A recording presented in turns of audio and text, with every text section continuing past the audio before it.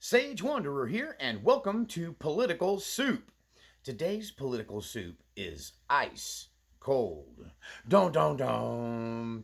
Actually, we're going to talk about what Trump is up to, including the ICE enforcement against illegal immigration and a lot of the executive orders that he signed just in the first couple of days. And we're going to do all that and more in today's political soup. But before we get started, I want to encourage you to support this channel. It's your involvement in this channel that makes this channel possible. That means your comments. Please talk to me. I've had a big drop off in comments, and let me know y'all are out there. Give me a thumbs up. Share these videos. Check your subscription and make sure you're still subscribed and your notifications are activated. And most of all, consider becoming a financial supporter of this channel. This channel is supported by your generous gifts alone and exclusively, and it is you that makes this channel possible. This isn't just my channel, this is our channel. So jump in there and become a supporter. So, Donald Trump is president. Now what? Now what? Well, he started with a flurry of executive orders. And I know I'm not going to be able to cover all of them, but let's talk about some of the more impressive and interesting choices that he made just in the first couple of days. First of all, I want to remind Mr. President, not Mr.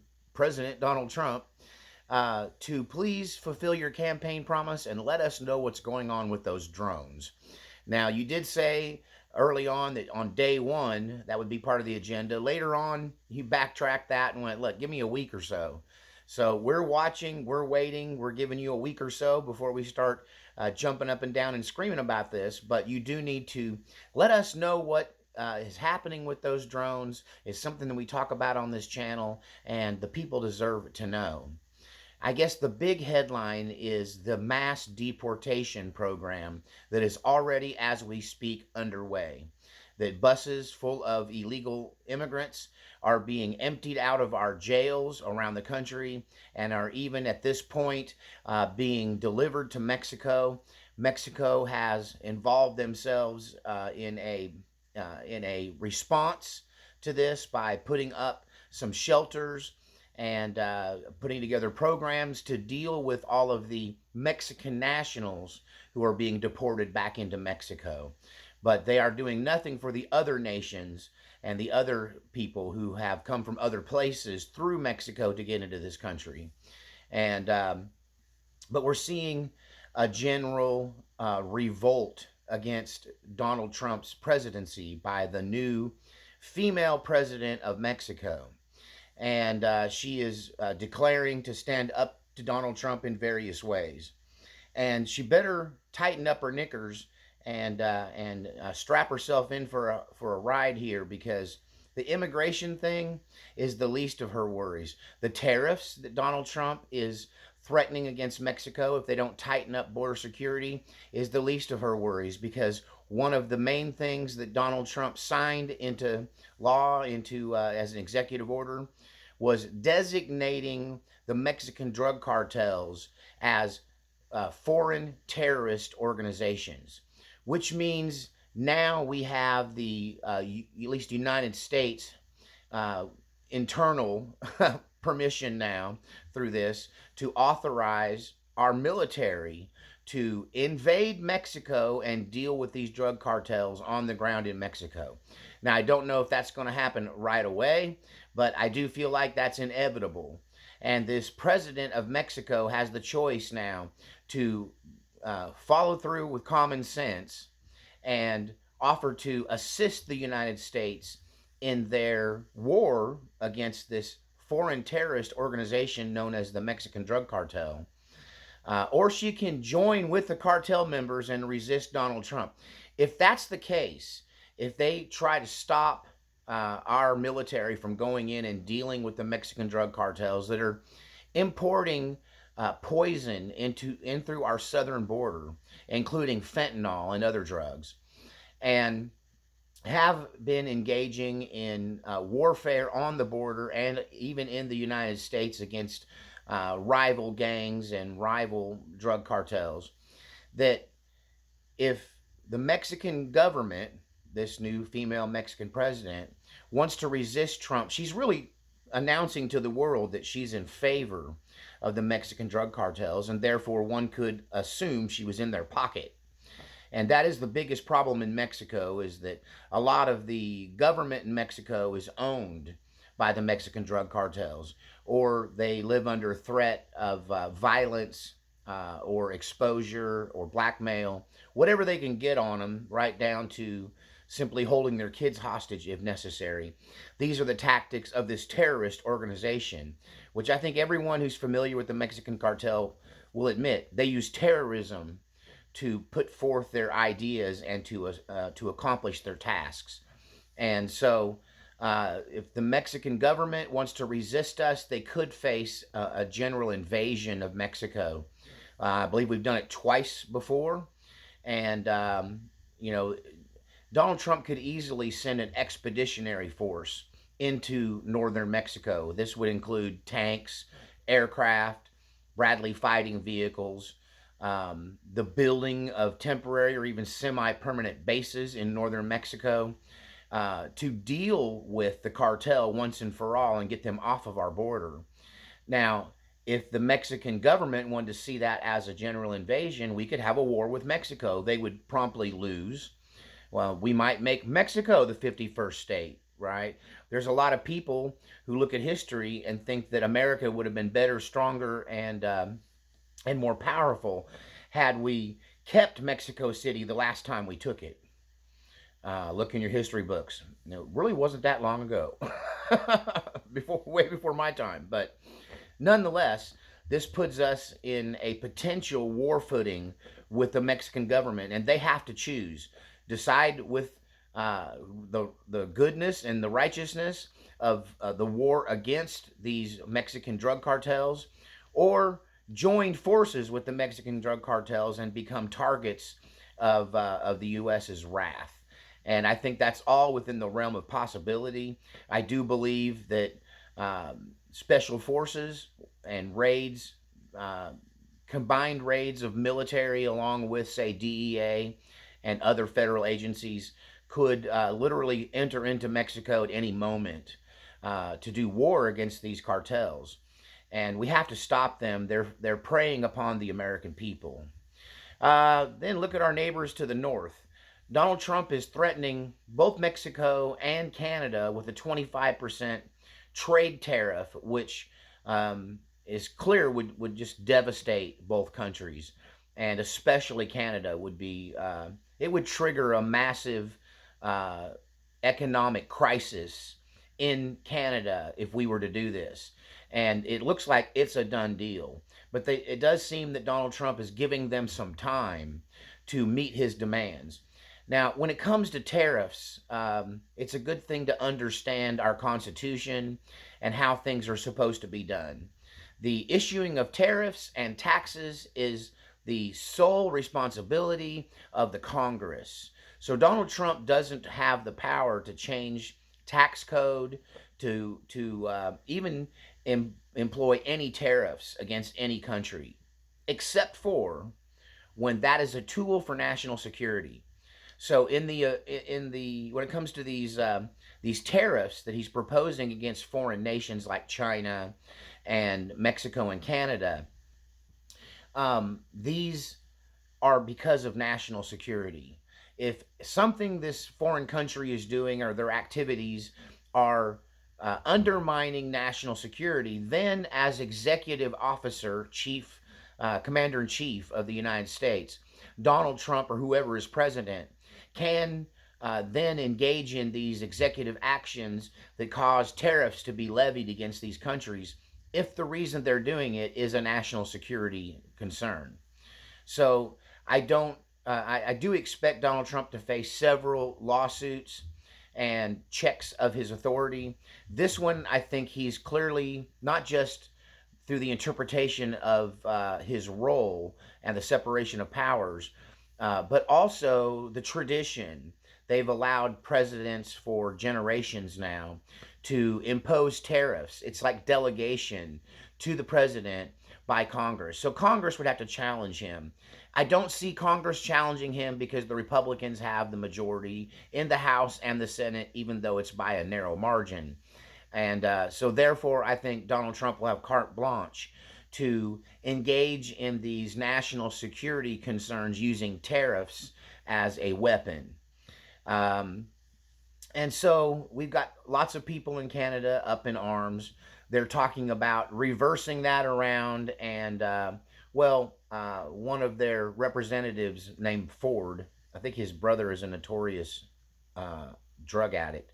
But this Ford character, who has clearly set his sights on a higher office, has said that he would like to see all of American alcohol removed from Canadian shelves immediately, and that they're the biggest importer of American alcohol.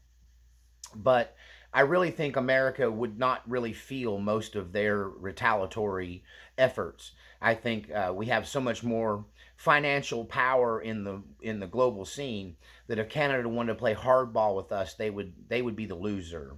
Would we feel it? Sure. Would they feel it? Absolutely. Beyond a shadow of doubt, it would be devastating to them.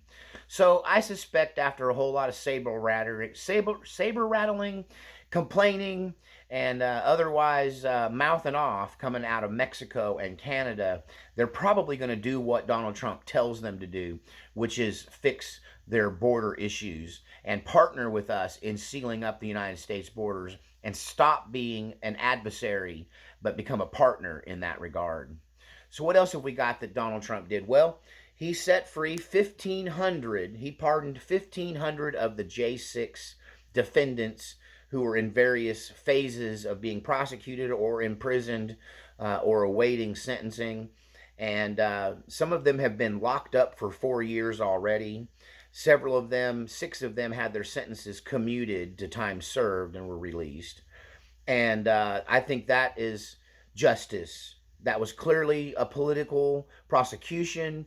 Those people were targeted in a way that the leftist protesters who burned down cities the whole previous year, including attacks on the White House and burning of a historic church there across from the White House. And nothing was done to those people. There was no massive mobilization of law enforcement to find out who they were and put them behind bars. But anybody who was in Washington, D.C. and didn't live there or wasn't part of the government was investigated from January 6th. And so many people were wrongfully prosecuted and imprisoned. One story in particular jumped out at me where a man said he was there as a part of this protest, and he was standing near police lines where they had cordoned off an area and they were holding back the crowd. And the crowd behind him pushed him from behind, and it caused him to bump into a police officer, and it happened twice. And he was charged with 2 counts of assault on a police officer because somebody else shoved him into them. It's that kind of biased, unfair interpretation of the law for political purposes that was one of the main reasons that I soured completely on law enforcement, judges, and our justice system. Was the way those people were handled. It was so clearly evidence of a politicized justice system and a 2-tiered justice system in our country. So seeing those people pardoned and sent home to their families brought joy to me. I think it was correct. I think it was fair. And I am so glad that he followed through with that promise. He pardoned a lot of different people, some controversial characters who likewise had been politically targeted for various other things. And it's causing the left to not be able to say much about this because they can't yell, "You're overdoing your power, you're overstepping your power as president, you're abusing your authority." Because Joe Biden, on his way out, he pardoned over 8,000 people were pardoned during his 4-year term. To give you some perspective, George W. Bush pardoned 200 people in 8 years. Like Donald Trump pardoned 200 people in his first 4 years. And somehow Biden is going to get a free pass pardoning over 8,000 people, including 5 of his own family members, his his immediate family. He gave them preemptive pardons. So it's made it so that the left is kind of toothless. They can't really complain about Donald Trump pardoning these J6ers, although they are complaining anyway. But it's shaky ground, being as their guy pardoned his own family. And I won't bother by telling you that when they thought Donald Trump was going to pardon his family 4 years ago when he left office and didn't do it, and they look like total hypocrites now that they're saying nothing about Biden pardoning his family members when they condemned Donald Trump because they said he was going to do it. All right, he didn't even actually do it. They just were saying he was going to do it. What's some other stuff that he has done in this first 100 days? Renaming, it's official, the Gulf of Mexico is now the Gulf of America. And what I predict will happen because of that, the Gulf will just be known as the Gulf. And it kind of is already. Anybody that lives around it, operates in it, refers to it in the United States, doesn't call it the Gulf of Mexico. They just call it the Gulf. Down there in the Gulf states, down there on the Gulf Coast. So this is just going to be known as the Gulf. And I guess they'll argue about who gets to name it on the maps. So it's a little bit hollow, but at the same time, it shows that Donald Trump is wanting to make some major changes. He's not made any moves so far with regard to Antarctica or Panama. I do think, not Antarctica, excuse me, close, no cigar, Greenland, other hemisphere. So yeah, the Greenland purchase is not, like I had already predicted, going to be one of his top priorities. He will get around to it. But the Panama Canal is something I think he will tackle first. That we absolutely have to regain control of the Panama Canal. And if we have to invade Panama, we will. What you're starting to see here is a move away from globalization. Donald Trump is trying to end wars that are far away from the United States and maybe heat some things up that are closer to home. And that is more in line with my personal isolationist attitude. That what are we doing in Ukraine? Why are we bothering in Iran and Israel and Syria? You know, why did we even go over there to Afghanistan to begin with? And certainly, why did we leave all our toys behind when we left? When we have problems at home, like the Mexican drug cartel, like illegal immigration, like the Panama Canal being potentially under the control of one of our enemies. There's a corporation that controls the harbors on both sides of the Panama Canal, and it's a Chinese government corporation. All corporations in China are ultimately owned by the government because it's a communist nation. So the communists are in control of the Panama Canal, and we cannot have that. And we should have exclusive control of it. It was a mistake to give it back to them. Panama as a nation has been a wreck. It's never been able to really function properly, and they better just not get in our way. Just, you know what, just give it back to us. We'll give you another 100 years to get your ducks in a row, and if you ever become like a real country, then maybe we'll let you have it back again. But as for now, it's strategic to the United States, as is Greenland. Why is Greenland important? Well, I just watched a great mini-series. I think I'm in the process. I'm almost done with the mini-series on a failed attempt to open up the Northwest Passage. For hundreds of years, sailors tried to find a Northwest Passage to go around the top of North America through the Canadian islands. And but the problem is ice. It's always been a problem. And even though they eventually found the Northwest Passage, it's not commonly used because it's only navigable during certain summer months, and therefore it's not necessarily a good trade route. And there's similar shipping lanes in the far north of the Atlantic as well. And the problem has always been the ice. But now, whether you believe it's man-made or it's a natural cycle, no one can deny that the Earth is in fact warming and that the polar ice caps are melting, and there's a lot less ice up there than there used to be. And so those northern trade routes through the ice are going to be very important. They're going to be used more, and as that happens, Greenland becomes very strategic. It could be a very strategic refueling station and port there for ships that are moving through these northern channels. And the wrong person or individual or country, the wrong entity being in control of Greenland could be disastrous for our trade interests in that northern sea route. So Donald Trump's got a bunch of stuff. I know I probably missed some of it. Oh, I will talk a little bit about the inauguration. I just have to, as a musician, give, oh, what's her name? Oh, I can't believe I drew a blank on it. Carrie Underwood. Dead air there while I thought about it. Her performance. So something happened. Her track was not available. A man comes up and tells her, "We don't have your track." That's her backing tracks, her musical accompaniment. And she makes a rock star decision. She makes a show must go on decision. And she just wades into that like a church song leader and draws the whole room into her version of America the Beautiful. And she does it with grace, with professionalism. Did she hit a tiny note that was off at one point? Yeah, she went flat. But even a cappella singers will usually get a pitch pipe. She didn't have anything to anchor her pitch. She started in with Dead Reckoning, and she just led that group in this song. And so, Carrie Underwood, 2 thumbs up. I think you're a champ. You personified the show must go on. You didn't have a meltdown. You stepped up to the plate and delivered. And Simon Cowell be proud of you.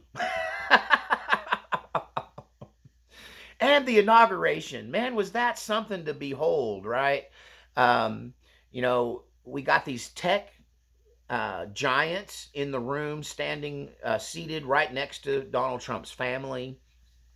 We've got Melania's amazing spy versus spy outfit. That's how you dress when you're going into the swamp, right? She was dressed for the swamp with that that awesome bolero hat. That was I did like her look. People are giving her a hard time about it, but I think she wore that hat so she didn't have to look at them people in the eye that have said so many awful things about her and her family. Like she had to rub elbows with some people that reports are that she genuinely hates, right? That's a woman that holds a grudge. And so the hat gave her a level of protection. She didn't have to, she could just give them the brim, you know? So I can relate to that. And I guess if I had to look back on the post-election to the inauguration time, I would have to say that I thought there would be more resistance. I thought the lefties would lose it more. I thought there would be more protests. I thought there would be more violence. I thought there would be more resistance. But as it turns out, the thing that the communists who are trying to take over our country are most afraid of is not Donald Trump. It's not politicians. It's not the military. It's not the press. It's not YouTubers. The thing that terrifies the deep state the most is the will of the American people. This is proof. Their biggest fear is how much they are outnumbered. So when the American people spoke and Donald Trump won the Electoral College by a landslide and the popular vote as well, that showed that the American people were on Donald Trump's side. And there's one thing I know, they do not want to face the American people head on. They do not want to start a war against a unified populace. And so they have kind of stood down to some degree. And that did surprise me. That was the biggest shocker in all of this. And even though Donald Trump signed all these executive orders, we're going to see how well he can actually execute his orders, because that requires cooperation within the government. And we're starting to see some resistance already, especially around illegal immigration and deportation. And I guess the jury's still out on how much resistance they're going to get.